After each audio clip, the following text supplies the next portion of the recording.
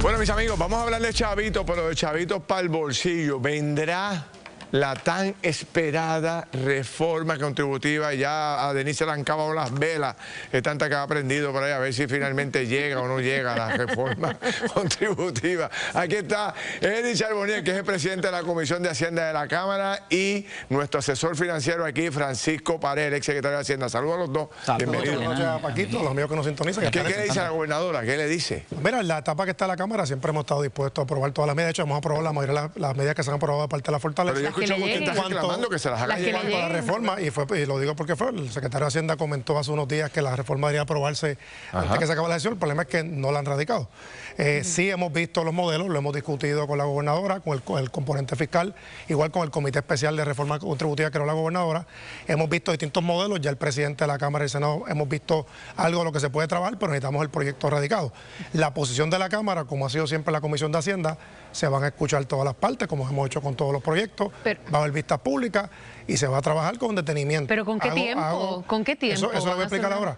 La sesión culmina el 18 de noviembre. No se descarta que exista una posibilidad, una extraordinaria, que había un término constitucional de 20 días para trabajarla, pero nosotros vamos a trabajar las cosas como tiene que ser, con detenimiento, viendo los números que hacen falta, reconociendo que es importante darle justicia a la gente, y lo vamos a hacer. Ok, reconociendo, ¿verdad?, que el tiempo es fundamental. Y segundo, para que la gente tenga un beneficio contributivo, tendría que aprobarse en qué año la reforma para que esto pueda ser, porque esto es prospectivo, no puede ser retroactivo, ¿correcto? El mundo ideal lo hubiese radicado antes, quizás estuviéramos hablando de cómo trabajarlo para el próximo ciclo contributivo. La realidad es que el secretario, en una vista pública que estuvo en la Cámara, mencionó que podía hacerlo en un tiempo, luego mencionó que había que radicarlo para el próximo ciclo contributivo, pero nosotros vamos a atenderlo en la Cámara. Secretario, ¿cómo lo ve usted? Bueno, yo he visto cambios que han sido implementados inmediatamente, han habido cambios que se tiene que pedir más tiempo de implementación.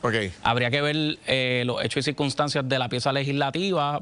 Yo veo un poco apretado que se presenten cambios que vayan a generar efectos sustantivos en la planilla que vence en abril de este año. Una cosa es a base de mi experiencia. Una cosa es, corríjame, una cosa son enmiendas a las leyes que se pueden implementar, ¿verdad?, de un día para otro con un par de semanas, y otra cosa es una reforma contributiva, ¿cierto? Sí, definitivamente.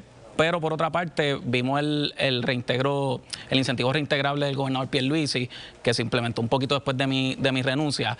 Esos fueron cambios que se empezaron a hacer cerca de enero y pudieron surtir sus efectos en mayo. Hay que ver con qué viene la gobernadora. Pero eso fue un cambio. ¿Sí? Cuando ustedes, y un cambio, ¿verdad? Con una legislación o con un reglamento se arregla. Pero ¿nos corremos el riesgo en este momento de que no sea una reforma y sea como pasó con la reforma laboral, que fue un parcho laboral? Bueno, eso te puedo garantizar que el parcho no va a ser. Lo que hemos visto en los modelos que se están trabajando es poder bajar las tasas contributivas sustancialmente. Una vez se radica la medida, vamos a atenderla, pero ciertamente lo que estamos buscando es bajarlo. Para efectos de Hacienda, el compañero fue secretario, ganarte más de $41.500, tú tributas 25%. Pero te ganan más de $61.500, 33%. Ese salario, quizás en los 80 o en los 90, era una súper mucho dinero. Hoy día, con la inflación, no es un dinero. La última vez que se discutió aquí una reforma fue bajo Alejandro García Padilla. Eliminar el IVU, poner el IVA, eliminar contribución sobre ingresos. Esos son reformas. ¿Algo así es lo que viene o es meros cambios de tasas? Pero, Alex, porque tuviste la reforma en cuanto a los procesos contributivos más grandes que ha visto Puerto Rico en las pasadas 2 décadas y se llama SURI. Pueden haber reformas de la forma y manera en cómo uno interactúa con el Estado, pueden haber reducciones en tasas contributivas. Yo no quisiera de alguna manera quitarle méritos a lo que puedan ser cambios contributivos. Todo va a depender de la simplificación del contribuyente, qué cosas en la economía se quieren influenciar y cómo la van a poder repagar. Y para que se pueda aprobar lo dividimos en distintos proyectos. Lejos de hacer un ómnibus, que es incluir todas las medidas, muchas medidas en una, se dividió a poder adelantar el proceso contributivo de una forma, cuentas IVOL en otra, la reforma baja al individuo en otra. O sea, se está viendo distintos proyectos para trabajar más rápido. Con el conocimiento que ustedes tienen del dinero que tiene el gobierno en sus manos y en la caja, ¿cuánto tiempo puede aguantar Puerto Rico para seguir pagando el dinero del PAN si sigue el tranque del gobierno federal?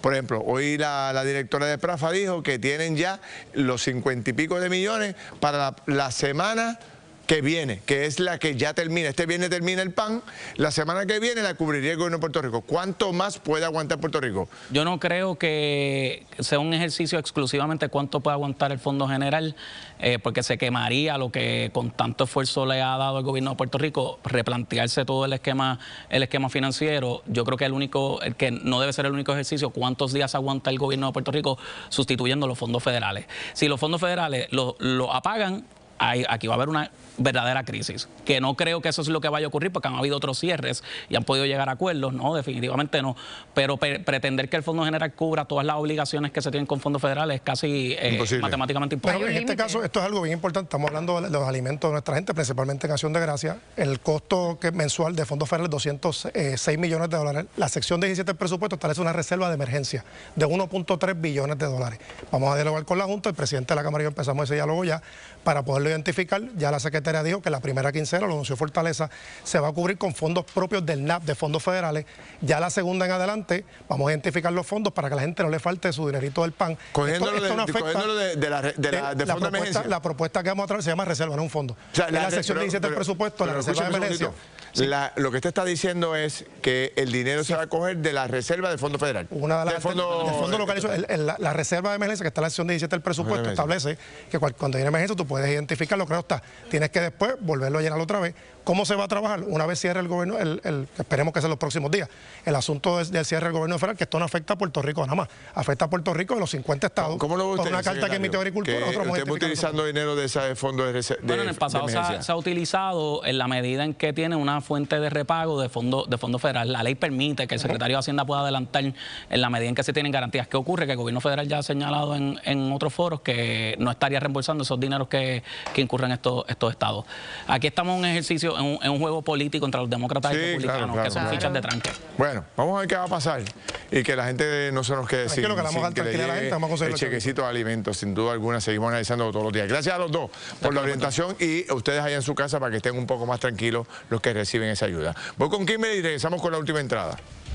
Gracias, Ferdinand. Y de hecho, ya usted votó la encuesta. Claro, el gobierno de Puerto Rico podrá seguir y conseguir el dinero para pagar el PAN. Un 61% opinó que no. Gracias a todos por participar y quédese con nosotros. Ya regresamos. Bueno, señores, ya Kimberly montó el árbol de Navidad. Acabamos de verlo. Aquí se le estoy enseñando a todo el mundo. Ingrid Pagan también, así que... pero me toca a mí, sí. Te toca a ti, ponte al día. Pueden ir a casa a ni a la montarlo. bruja, ni al pavo, no respetan nada. Vamos, Nos Navidad. vemos ya, que disfruten la noche.